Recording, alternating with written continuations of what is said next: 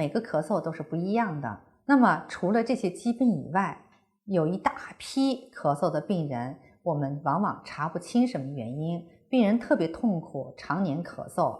过去我们认为病人咳嗽2个月以上就是一个慢性咳嗽，但是有些人甚至到我这儿来说都咳了10几年了，一直以为是气管炎，治疗效果也不太好，在我们这儿做检查那么就说我想告诉患者的是什么？咳嗽的疾病特别多，除了我们能查出来这些疾病以外，实际上还有几个特别有特色的病也是咳嗽，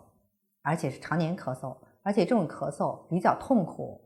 咳嗽起来止不住。我们第一个说咳嗽变异性哮喘，这就是一个常年的一个慢性咳嗽的病人，主要就是以哮喘的表现，实际上是气道痉挛引起的咳嗽。就比方说他平时咳嗽要嗓子发痒，或者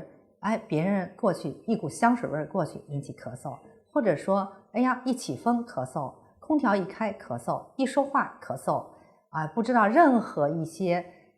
别人认为无所谓的情况都会引发他的咳嗽。那么好多病人就说我这个什么味都不行，做饭也不能做，因为做饭那个气味也会影响。这样的病人特别多。我们这样的最常见的是我们到医院来要做一个肺功能和继发实验，我们要除外一下您是不是咳嗽变异性哮喘。但是有些人在这些病人筛除以外还是咳嗽，继发实验也是阴性的。那么还有一些病人是属于我们嗜酸细胞增多的，过去这样的病人见的不多，现在比较多。现在我们经常在一查血一查痰细胞分类的时候能非常明确的分出这一些实际上这些病都是可以治疗的用药之后效果都是不错的，能很快的用中药或者西药都把它控制下来。那么除了这些以外呢，还有一类，这类病人是我在临床中发现后来来了很多病人，就是这都是通过